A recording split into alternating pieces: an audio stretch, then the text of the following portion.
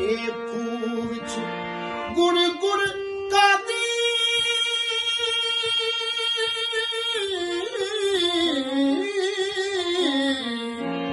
ਇਹ ਖੂਹ ਵਿੱਚ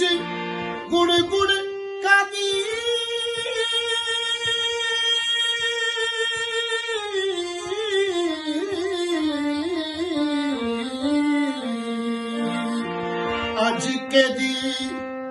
ਅੱਜ ਕੇ ਦੀ ਪੱਗ ਡੁੱਬ ਗਈ ਬਾਬਾ ਸੁੱਤਾ ਪੱਗ ਡੁੱਬ ਗਈ ਜੀ ਬਾਬਾ ਜੀ। अस्सलाम वालेकुम। ये ਜਿਹੜੀਆਂ ਬੋਲੀਆਂ ਸੀ ਨਾ ਜਿਹੜੀ ਉਸਤਾਦ ਸਖਾਵਤ ਹੋਰਾਂ ਪੜ੍ਹੀ ਹੈ ਹੁਣ ਇਹ ਬੋਲੀਆਂ ਮੈਂ ਲਿਖੀਆਂ ਲੇਕਿਨ ਇਹਦੇ 'ਚ ਮੈਂ ਆਪਣੇ ਕੋਲੋਂ ਸਿਰਫ ਉਹਨਾਂ ਦੀ ਤਰਜਮਾਨੀ ਕੀਤੀ ਹੈ ਉਸ ਹਾਲਾਤ ਦੇ ਅਲਫਾਜ਼ ਮੇਰੇ ਆ ਖਿਆਲ ਜਿਹੜਾ ਉਹ ਮੇਰਾ ਹੈ ਲੇਕਿਨ ਇਹ ਵਾਕਿਆਤ ਗੁਜ਼ਰ ਚੁੱਕੇ ਨੇ ਪਿਛਲੇ ਜ਼ਮਾਨੇ 'ਚ ਅੱਜ ਤੋਂ ਸਦੀਆਂ ਪਹਿਲਾਂ ਲੋਕ ਜਿਹੜੇ ਨੇ ਉਹਨਾਂ ਦਾ ਜਿਹੜਾ ਕਲਚਰ ਸੀ ਜੋ ਉਹਨਾਂ ਨਾਲ ਗੁਜ਼ਰਦੀਆਂ ਸੀ ਜੋ ਉਹਨਾਂ ਨਾਲ ਬੀਤਦੀਆਂ ਸੀ ਜੋ ਉਹਨਾਂ ਦਾ ਰਹਿਣ ਸਹਿਣ ਸੀ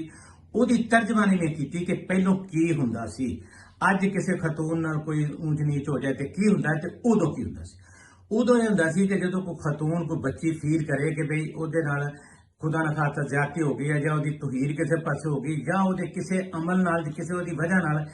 ਉਹ ਕੋਈ ਉਹਦੇ ਮਾਂ ਪਿਓ ਦੀ ਇੱਜ਼ਤ ਤੇ ਫਰਕ ਪੈ ਜਾਏਗਾ ਜਾਂ ਕਿਤੇ ਉਹ ਆਪਣੇ ਮਾਂ ਪਿਓ ਵਾਸਤੇ ਕੋਈ ਧੱਬਾ ਤੇ ਨਹੀਂ ਬਣ ਜਾਏਗੀ। ਉਹ ਜਦੋਂ ਫੀਲ ਕਰ ਲੈਂਦੀ ਸੀ ਨਾ ਕਿ ਬਈ ਓਹੋ ਇਹ ਤੇ ਮੇਰੇ ਮਾਂ ਪਿਓ ਰੁੜ ਜਾਣਗੇ ਉਹਨਾਂ ਦੀ ਇੱਜ਼ਤ ਰੁੜ ਜਾਏਗੀ। ਉਸ ਜ਼ਮਾਨੇ 'ਚ ਇੱਜ਼ਤ ਨੂੰ ਪੱਗ ਨੂੰ ਕਹਿੰਦੇ ਸੀ। ਉਹ ਕਹਿੰਦੇ ਸੀ ਮੇਰੇ ਸ਼ਿਮਲਾ ਵੀ ਕਹਿੰਦੇ ਸੀ ਲੋਕ ਕਿ ਮੇਰੇ ਪਿਓ ਦੇ ਸ਼ਿਮਲੇ ਦਾ ਕੀ ਬਣੇਗਾ ਮੇਰੇ ਪਿਓ ਦੀ ਪੱਗ ਦਾ ਕੀ ਬਣੇਗਾ। ਜਦੋਂ ਇਸ ਨੌਬਤ ਤੇ ਪਹੁੰਚ ਜਾਂਦੀ ਸੀ ਤੇ ਉਹਦੇ ਮੁਹੱਬਤ ਤੇ ਤਕੱਦਸ ਮਾਂ ਪਿਓ ਵਾਸਤੇ ਤੇ ਪਿਆਰ ਦਾ ਲੈਵਲ ਇਹ ਸੀ ਇਹ ਹੁੰਦਾ ਸੀ ਉਹਨਾਂ ਦਾ ਉਹ ਖਤੂਨ ਖਵਾਤੀਨ ਉਹ ਬੱਚੀਆਂ ਕਿਸ ਲੈਵਲ ਦੀਆਂ ਹੁੰਦੀਆਂ ਸੀ ਕਿ ਉਹ ਕਹਿੰਦੀਆਂ ਸੀ ਇਹਦੇ ਨਾਲੋਂ ਮਰ ਜਾਣਾ ਬਿਹਤਰ ਹੈ ਮੇਰੇ ਪਿਓ ਨੂੰ ਦਾ ਪੱਗ ਨੂੰ ਕੋਈ ਦਾਗ ਨਾ ਲੱਗੇ। ਫਿਰ ਉਹ ਫੈਸਲਾ ਕਰ ਲੈਂਦੀਆਂ ਸੀ ਖੁਦ ਹੀ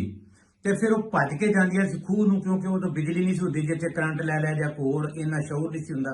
ਫਿਰ ਉਹ ਵਿਚਾਰੀ ਭੱਜ ਕੇ ਜਾਂਦੀ ਸੀ ਹਾਲਾਂਕਿ ਡੁੱਬਣ ਦੀ ਮੌਤ तमाम दूसरिया मौतों तो तकलीफ दे 9 मिनट तक बंदा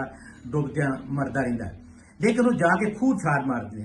हुण मैं वो पिछली स्टोरी याद करके हिस्ट्री याद करके इंसानियत की सादा दौर की ते मैं खलोता खूह ते मेरे तसव्वुर च आंदा है कि कोई कुड़ी मारदी है खूह छाड़ तो गुड़गुड़ हुंदी है ओहो वो गुड़गुड़ हुंदी तां जदों पानी ਉਹਦੇ ਮੂੰਹ 'ਚੋਂ ਆਉਂਦਾ ਤੇ ਨਿਕਲਦਾ ਤੇ ਉਹ ਆਵਾਜ਼ ਆਪਣੇ ਆਪ ਨਿਕਲਣੀ ਹੈ ਤੇ ਫਿਰ ਮੈਂ ਸੋਚਦਾ ਕਿ ਆ ਖੂਹ ਵਿੱਚ ਗੁੜਗੁੜ ਕਾਦੀ ਅੱਜ ਕਿਹਦੀ ਪੱਗ ਡੁੱਬ ਗਈ ਅੱਜ ਇਹ ਵਿਚਾਰੀ ਕਿਹਦੀ ਪੱਗ ਤੇ ਕੁਰਬਾਨ ਹੋ ਗਈ ਹੈ।